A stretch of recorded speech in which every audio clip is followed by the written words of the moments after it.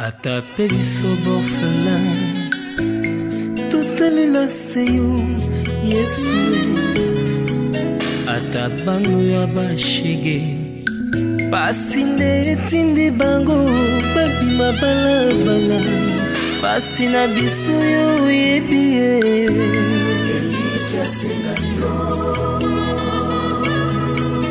osananga na motemo ya ngai yawe sunga ngai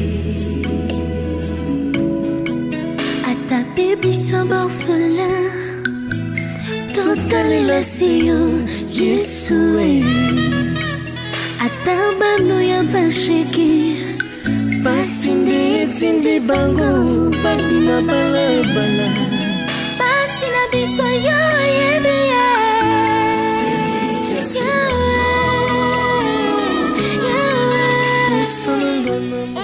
Rendez-vous, les cris des vulnérables, votre émission qui vous aide à avoir une idée claire sur la vie des vulnérables, des démunis vivant en République démocratique du Congo, afin de les aider, contribuer à leur bien-être. Tout au long de cette émission, vous aurez des témoignages, des révélations de toutes ces personnes, questions justement pour les aider une fois touchés, comme je l'ai dit tantôt. Alors, qui est notre invité de jour? Découvrez dans cet extrait. Les cris de vulnérables.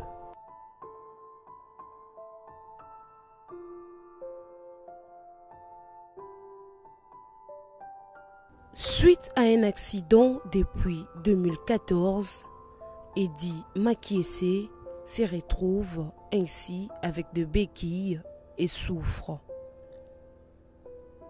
Père de 9 enfants, Eddie Makiese est un soldat des forces armées congolaises employé. Suite à un accident depuis 2014, Eddie Makiese se retrouve ainsi avec des béquilles et souffre. Père de 9 enfants, Eddie Makiese est un soldat des forces armées congolaises impayé depuis plusieurs années.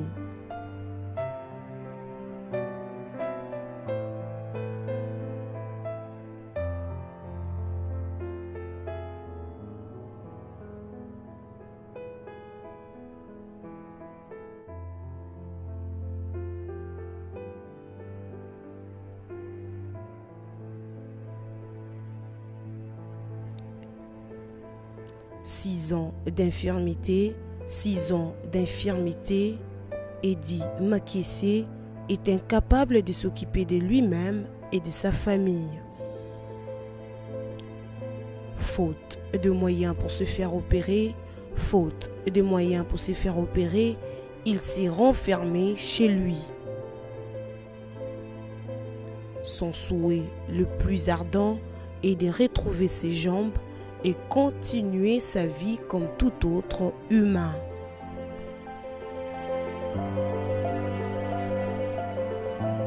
Les cris de vulnérables. Alors, chers amis téléspectateurs, vous venez de suivre la biographie, si je peux dire ça.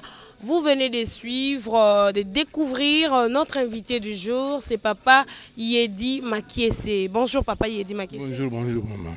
Merci vraiment de nous avoir biso awa et pas inayo. En tout cas, on a sepeli. Donc, bon, ma camisane ngai awa. Vous allez prendre le cambo, il y a ma colonne ngai. Pour ma colonne ngai, depuis que j'ai eu un accident, j'ai eu un traitement approprié. Accident oyo to monyo lelo za na babeki Papa Eddie Makiese. O babeki d'abord. To monyo na babeki lelo. O botamaki na condition oyo to eza maladie moko to kokoso moko nde salamaki te koma na condition oyo za na ngolelo. Donc na salaki accident na koyaki liboso nazalaki nanga malamu nazalaki normal lokola moto nyonso ndenge atambolaka mais mokolo mosusu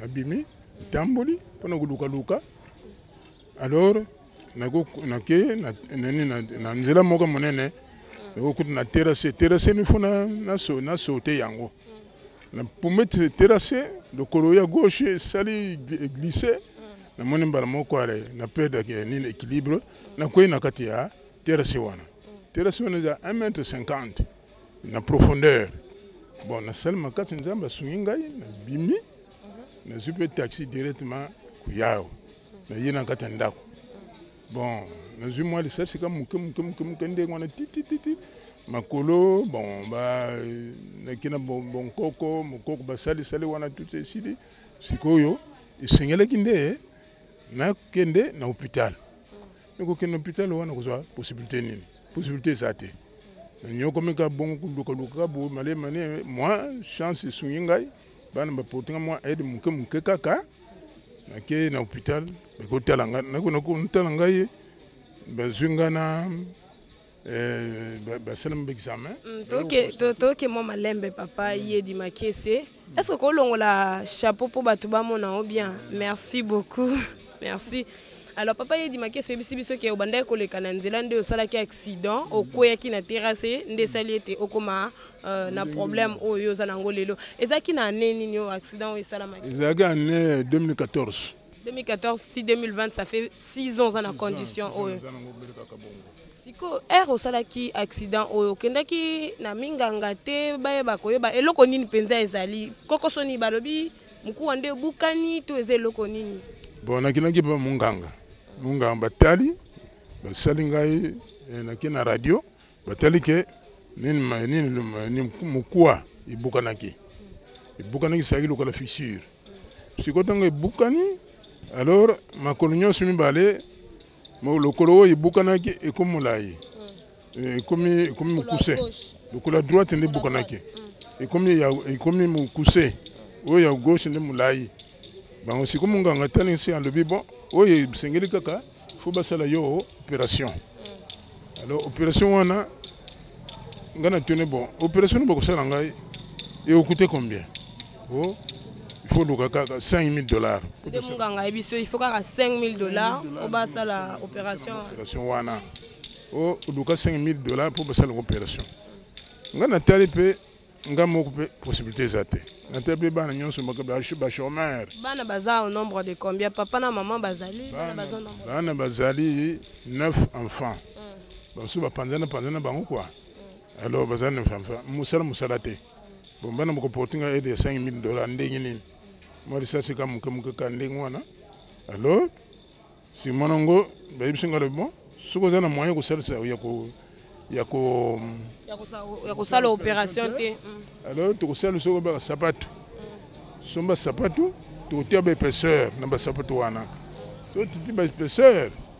tamba ko tambo à la longue na ba beki na yo tango ko mesana de ba ko tambo la juste de motinyo se nga tambo la mais ça veut toujours il faut zala na ba épaisseur ngape na respecter quoi na sombi sapato yango ba ko lata mais depuis malgré ça on a l'attaque mais on a brûlé ka changement exact parce que ba kisi douleur funa yo ka ba douleur bon tina lelo yo il peut s'enga passer na motema parce que sur Nathalie moi ko temo na ken musika ezalité bon na souci wana na ndenge na zutam babeki zoko supporter pour monter manangate alors souci za nanga il faut na makolo nanga izonga normal na tambola lokola moto nga tambola ka ole na tambola kutuna beki musala nini banda ko sala avant parce que tout le monde a des conditions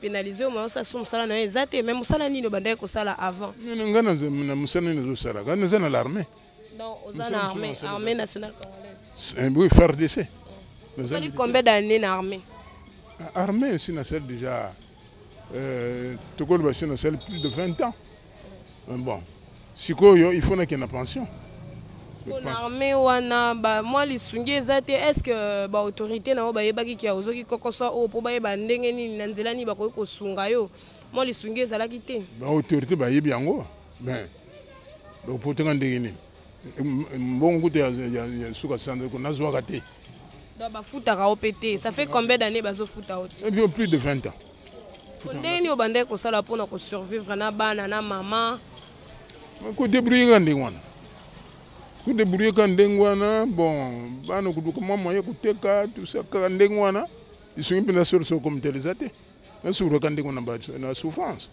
moni moi ba porte wan mi oyo ezale wana ba locataire yango nizo sunga mama muke ce que ça ndenge on a été ça passe. Donc, ok, un hôpital, bah, il faut $5,000 pour opération et salama, mais hein, bah, qui conseille là au sapato, au la sapato wana au sala qui ango, mais changement pèse à la quitter. Nous en avons pété. Bah, nous avons gagné $5,000 pour ma salle opération. Bon, $5,000 le coût de salité, mais au salanga bah sapato wana bati épaisseur ni yango na tambo kana yango. Na beki na ngai. Pour lui à la longue tant yo comme mesana, mais au tambola Tiki peut babeki aux autres monocs comme Basabato Kakwana. Ici, douleur, douleur, ton dengeni parce que lobby et ça la fissure wana. Et ça la douleur, soko yoki douleur, soko yoka douleur, ou ça la dengeni pour calmer douleur, douleur, tant nyos douleur à tout moment. Douleur ko bananga banda wa isikana bukana ti lokolmo bimba oyo tina sekuna. Douleur na douleur kaka. Bon, sikoyo, comme le bakisi, bakisi comme moi, on a pour calmer moi la douleur. Mais ce que qui sont ici, allez, la douleur ils ont gardé moi. Mais la ligne qui baisse, c'est pour la douleur, pour ma douleur ils allaient, pour parce qu'on est ici la libéra. Hein? Pour nous quand manon que quand nation ma bakisi la douleur jusque quand? Donc pendant 6 ans, parce qu'au comité d'accident on a 2014, pendant 6 ans, au Kenda hôpital combien de fois? Ah, nakina hôpital kaka mbaramoko.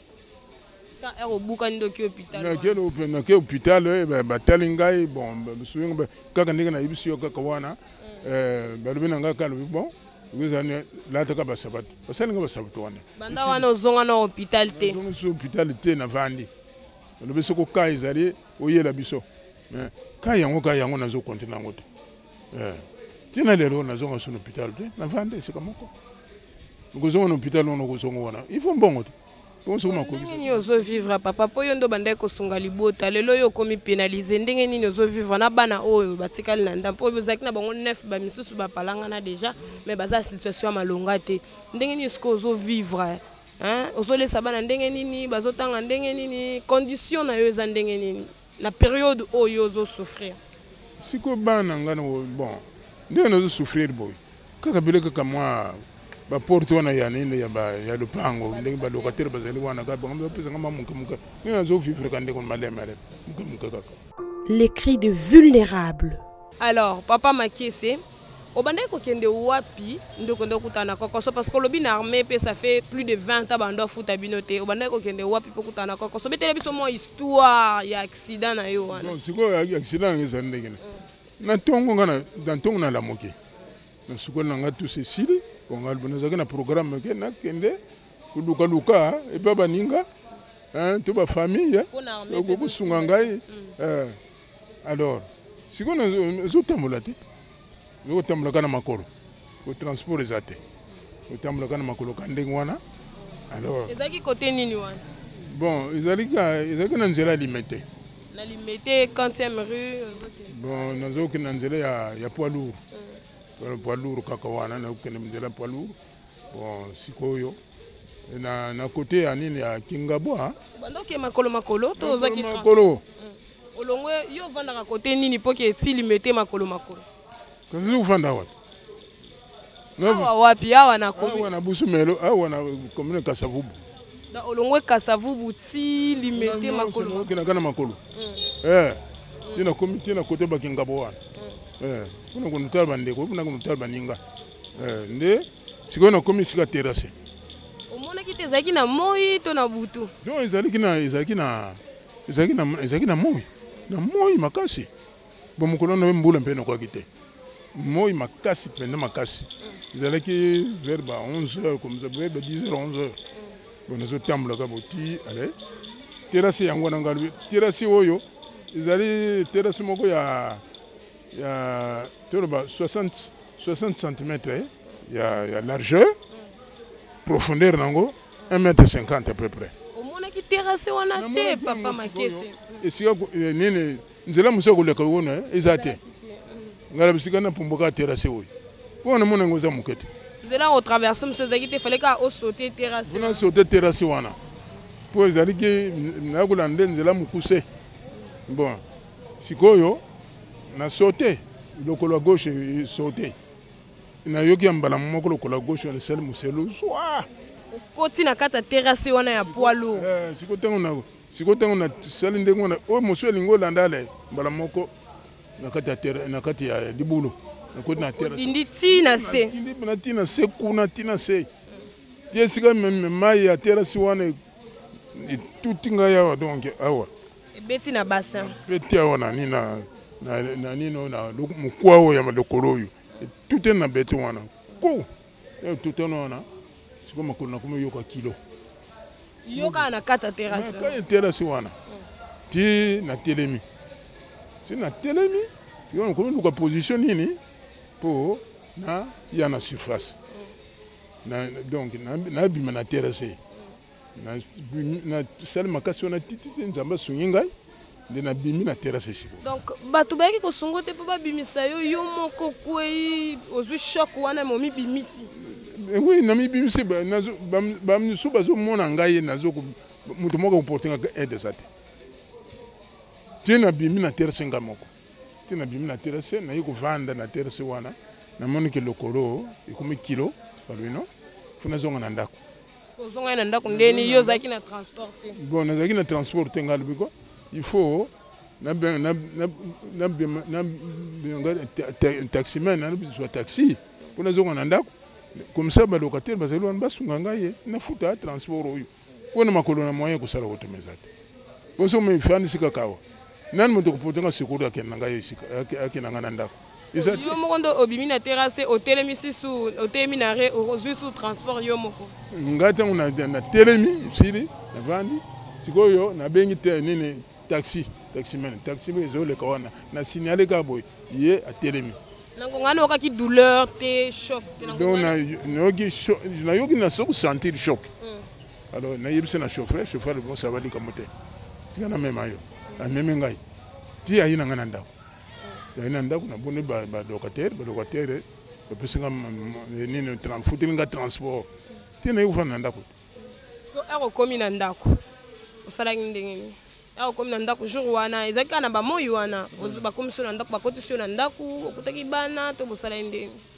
siko tango ngana koti na ndako ebisi na bana bengi nini dispensaire za moko zali quelque part wana dispensaire moko zali quelque part awa la Sainte Denise tata wana tonga ye yokana na ye tata wana to yokana na ye ya ebisi ngalbi en tout cas na kwei na moni loko nazai kubukana alors ti akumu kusunga ngai mwa muke azo sunga na ndako to bamemaki yo l'hôpital siko yebsunga lbike ifuna somba bakisi bon nakuma somba bakisi ya kumu ku traiter na kana ndako wana okena na hôpital te ozolandela ba traitement na ndako kaka ça fait combien de temps de traitement na ndako na traitement na ndako na ça à peu près 4 mois kaka na ndako okendaki radio to yeba mukuu wa nini mais radio te na vandika na ndako ti umuzo ka traitement na ndako ka bongo sili siko na zui mutu oyo ya bonkoko po na mona ki ke changement ezate erozaki infirmier wana azolandela wana ndako pendant 4 mois wana okena ko sa radio te ba mukuu wa nini ebukani te yesu ko era bando so traitement ebisa ko ke choc ezaki ni eloko ni ezaki ya kobeba bon ebisinga be eloko ezaki kobeba ezali mukwa choc ezaki mukwa na zui bonkoko te siki munganga koti na bokoko na koti na bonkoko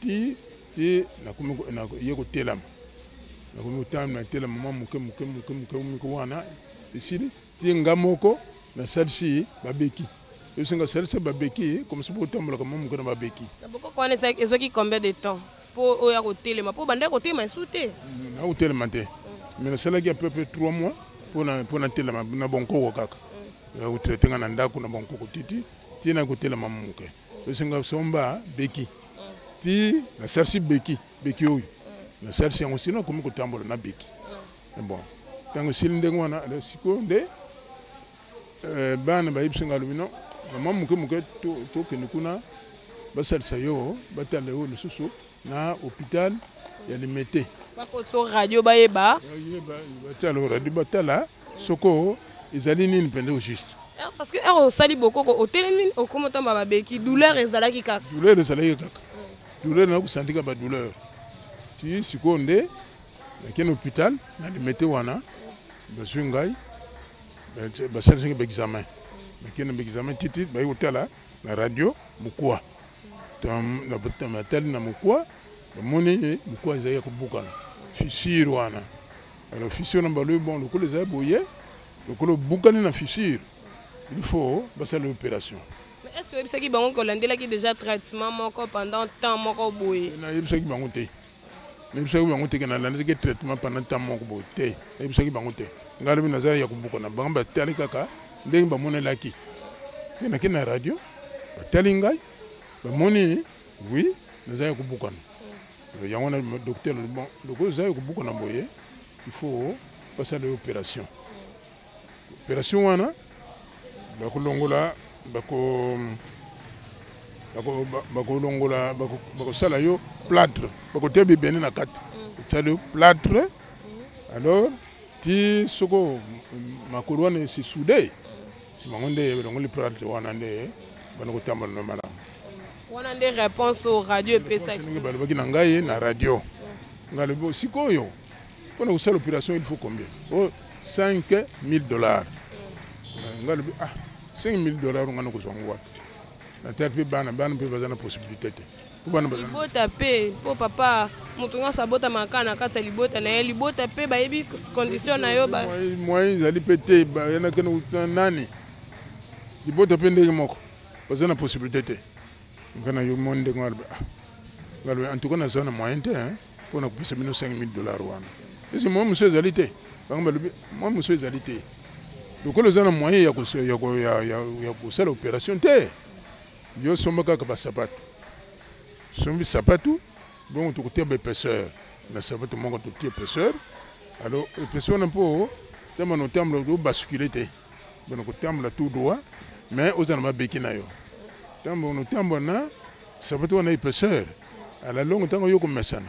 Comment on tika beke wana ko tambola kana basabato wana moni ndenge malo bakina ngai bon ce que personne na kiti alors au salut sous ces personnes mususu épaisseur wana ezaka po sunga opo lokolo comme un équilibre mais douleur na problème wana ezo persister ezako persister kaka ba douleur wana ba douleur ba pesi ba kisignon surtout ya ko mela tout pour ba douleur ainsi la douleur pesila douleur gande mo ba ibsinga le mo lokolo ke boye. Tout le monde qui est, ça ne va pas. Zongla bisolusus. Mais est-ce que zongla qui bango? Zongla qui souté. Zongla qui souté pourquoi? Mais zongla souté pour nani? Oh. Et bon, ici on a que zonga. Bah parce que ma kisango. Kisango paye. Mais on a pas changement té. Bon. Et comme ma comme opération. Opération on paye. Na ko sala opération té. Bon si on a que zonga le ko na sikino sala suni. Na va nangai. Botan mo comme kuna lu ba ko bananga ka beleka ba pisanga ba kisi ya douleur ko si ko tan mo ko zo ba kisi ba douleur na ko me no me changement pesa na ngote bona no sa ni suko ya na fa nanga dans zaki décision va na no ndako pour changer mes na ngote ko na kina ikuna ba mona ki kayango bon ba moni kayango ba lo binanga ba seule opération bon opération zalite bon ba la tinga ba sabote on pe na zo lat bon. Et comment on peut traiter pour une douleur, douleur ou malgré la personne qui est bon, si on a besoin de ce qu'on a pour nous jouer sous et le connaît. Parce que douleur est zakaka. Si le lot, ça fait 6 ans. Bon, ce qu'on a su comme moi, qui est en pharmacie, ou moi, douleur, na sombika kande en Amérique. Pour moi, tant nous en a kirouana, moi, bakisuana, et sunganga, moi, mouke. Parce que baki soit ici, na zelo plusieurs sur na somba qui sont sous pour ba douleur quand ndengwana Mutako Sunga Azate donc chers amis téléspectateurs de IESD télévision, ça fait très mal les membres de l'ASBEL IESD ASBEL, ça fait très mal. Vous avez suivi l'histoire de papa qui avait connu un accident. Nous continuons toujours papa. C'est comme ça qu'il est là au lingio au sengali sungi soué na yo bon pour ne pas dire que ce que lingo sengali sungi soué na yo ya makasi za la nini za nini na ndenge za condition soué na makasi za nini soué na ngai zalia hein ndonge motema boboto oyo kokosunga ngai asunga ngai mpo ete makolo na ngai asala opération mpo makolo na ngai ezonga ndenge ezalaki liboso mpo natambola lokola moto nyonso nde atambolaka mpo nakotikalaka ndenge wana ti nabotama mpe boye te nabotama boye te il faut na reprendre ndenge nazalaka liboso avant nazwa accident oyo bongo nakofandaka beka na babeki natambolaka na babeki oyo nazala na makambo ebele ya kosala naza moto moto fuka nabima naza na bandeko funaka na kotala bango tout ça bon sikoyo eza kopénalize ngai bana mpe ifunaka norande mpe bango visite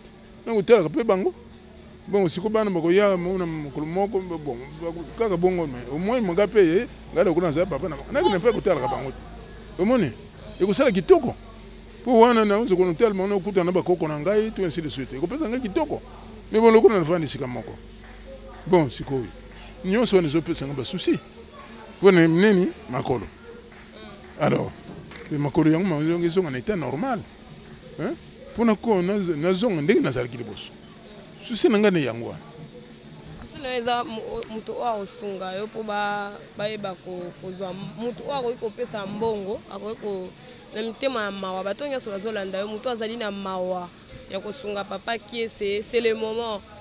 C'est le moment, on peut faire du bien à tout le monde. Si on est vraiment touché, parce que cette émission consiste à vous aider à avoir des témoignages, des révélations, bien que bouleversantes, mais vous donner une idée, question de vous donner une idée claire sur ce qui se passe en République démocratique du Congo, plus précisément dans la ville-province de Kinshasa. Donc, souvent, les amis, toi, qui sont dans les conditions, bah opérer, pour être l'opération, on a combien? L'opération est de $5 000. Bon, on a évité ce qu'on garder $5 000 jusqu'à présent, on a évité. Mais le camion, c'est comme $, comme. En 2014, on a 5 000. 2014. Bon, c'est le comme il est là, on a évité. Ce qu'on garder, prix wana. À mon avis, on a le week-end, on a référé, on a pris one banque, on a comme il connaît pas la banque. À mon avis, d'ailleurs, on a habité sur ma comme ndengini. Ce que mon taouazan, il y a boboto, il y a mon boboto, il y a mon mawa. Sur mon ami, même au-delà, il y a 5 000 $. À coucou son engagé. Mais bon, pour et pour t'engager, moi, changement dans nous autres engagés. Parce que le médecin, c'est que quand on opéré, on retrouve état nayo ya liboso, c'est ça? Bon, on va le baginer guana. Si on opère engagé, bah qu'on y a ma colonne engagé. Bon, ma colonne kosonga, n'andenge, c'est là qui est bosso. Il y a un peu de guana. Mais nécessairement, il faut pas opérer. Si on opérer, ça va. Dès qu'on est bien. Mais il y a un peu jusqu'à présent. Mais le moyen d'opération, c'est arrêté. On a été capable de se battre. Tu viens de m'obéir à la candé. Bon, si on finit en Gaïs, la Gabriel Ganata, on a béki. On a botamaki dans le côté. On a botamaki dans ma colonie, on s'est mis balais à Gichis. On a eu comme ma colonie, il y a des défauts, il y a accident. Alors il y a un. Dans le pays, c'est la magie Eriozo qui est de Koluka. Luka. Si vous avez un Luka, té. Les gens qui ont coupé un accident, on a été. On va dans la monanda. Mais quand on a Luka, par manque il y a pas moyen, tout ça, on a eu coupé un ango. Or que vous avez équipé dans Moussa, aussi les choses qui dans la force armée nationale, donc vous avez qui dans la police, c'est ça, non? Vous avez soda. La police était. Vous avez FRDC, donc vous avez FRDC, mais vous avez foutu à yoté, les colons ont deux qui ne Koluka. Ok, les peuples Koluka, vous avez un problème. Vous avez un problème, voilà. Moni, si vous avez un peu de foudre, on a eu besoin de se concentrer dans le foot. Bon, et vous sont engagés pour nous moyen de battre le mal du Sungibana. Moi, bon, on a gagné. Bon, on a eu besoin de un seul micro-boye. Et tu as le micro-boye, on a un bon sansa. On a eu que salaire technique, on a eu que tambour, tambour, pamba, pamba. On a fait un d'accord. Moi, bon, on a eu que sont engagés pour battre le mal, moi, mouké pour comme ça, on a eu que santa. Mais pour eux, vie, ils allaient, ils ont humanité. Bon, et si on suit là, il y a humanité. On a compté comme un minokanda qui est un locataire. Il y a un bon niveau qui est souvent tina suka sanza. Zeri muke. Mais si il faut que nous comprenions que nous avons pas nyonso. Ni tete mbonga ba locataire na yo mais tunga to lo balika mususu tunga to beta lisolo mususu. Ce que c'est le cambo, ce que c'est le locataire, n'a évité ce que comme dès que nous avons ça. Bon, pesa suffisant et sunga na ba besoin na yo to ezaka kan suffisant ezoko kakakate. Ezoko kakakate, ezoko kakate. Ezali mu na vie wana ndenge ezoko matamata ka boye, lelo kono kuta biloko ndenge mususu, lobe changer, makamine ezoko bongwana ainsi de suite. Ozomona ke ezaka passe. Moni bon, ce que c'est le locataire wana ten na évité ndenge na kokosala. Ezali passe pona ngai. Ozomona. Alors, nous avons dit que sali était le moyen que nous connaissons pour survivre. Nous avons dit locataire. Mais il y a un peu nous avons asunga kaka. Nous avons bon nzambe asunga. Oh, moto ya boboto. Mais ako sunga ngai. Oh, nako ko faciliter makamanga nyose et comme malam. Nous autres sommes en ndenge normal. Toujours lukaka masunga nzambe. Pour nous c'est nzambe kaka. Ce qu'on a fungoli nzela ndi makamanye se kusale nyonso be kusanga ka ya yemo ko nkolo nzambe noni iloko na kolo baka yangwa. Il y a un temps pour s'aimer et un temps pour récolter. C'est le moment de s'aimer pour récolter demain. C'est ce que dit la Bible. En tout cas, les bonnes œuvres ne meurent pas. Quand vous aidez une personne, vous aidez un vulnérable, une personne démunie, eh bien, sachez-le qu'un jour, vous allez récolter.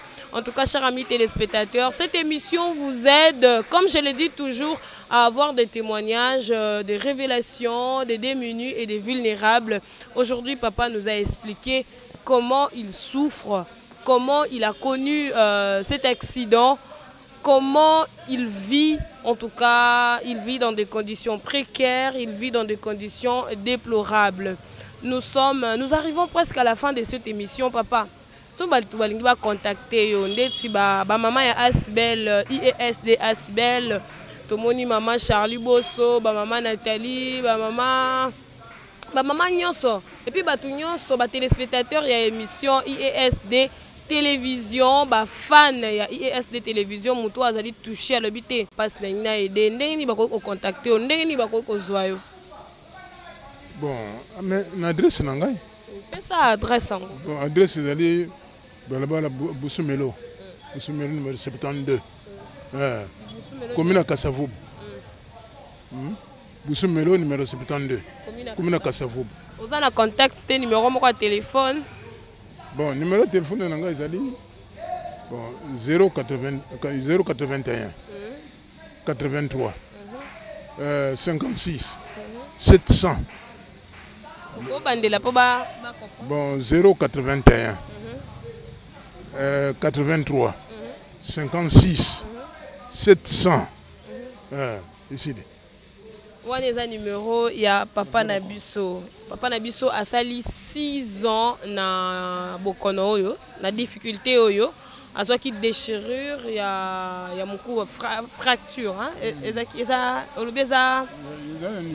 Il y a un niveau bassin. Il y a le couleur droite. Le couleur droite, il y a fissure. Fissure. Papa Nabiso a fissure. Pour être accueilli na terrassé. Pour kokende ko luka ndenge nini ya kolia ndenge nini ya kolata ndenge nini ya kotangisa bana. Alors ça fait très mal. Les cris de vulnérables. Nous voilà à la fin de cette émission, amis téléspectateurs de IESD Télévision. Vous avez suivi les révélations de notre papa Kiessé. Notre papa Kiessé qui est soldat de l'FARDC, une armée congolaise, mais qui a fait 20 ans sans pour autant être payé. Alors, papa Kiessé, je suis en train de résumer un peu. Papa Kiessé cherchait à comment nourrir sa famille, vêtir ses enfants, scolariser ses enfants. Et en allant chercher, il a connu un accident. Cet accident-là qui le pénalise jusqu'à ce jour. Il a fait 6 ans, c'est depuis 2014 qu'il a connu cet accident. Et par manque de moyens, il ne sait pas faire autre chose. Il est obligé de rester chez lui, attendre jusqu'à ce qu'une personne viendra, bien sûr, et l'aider si possible. Alors, je demande à toutes les personnes de bonne volonté, les membres de l'ASBEL, IESD ASBEL, toutes les mamans de l'ASBEL et les papas, c'est le moment de faire du bien. Vous pouvez aider notre papa à se faire opérer C'est très important. Si vous êtes touché par ces témoignages, si vous êtes touché par toutes ces révélations, appelez-nous, contactez-nous, contactez la chaîne IESD Télévision, mais surtout, abonnez-vous si vous êtes nouveau. Et aussi, likez et partagez cette vidéo. Cette vidéo puisse atteindre beaucoup de personnes.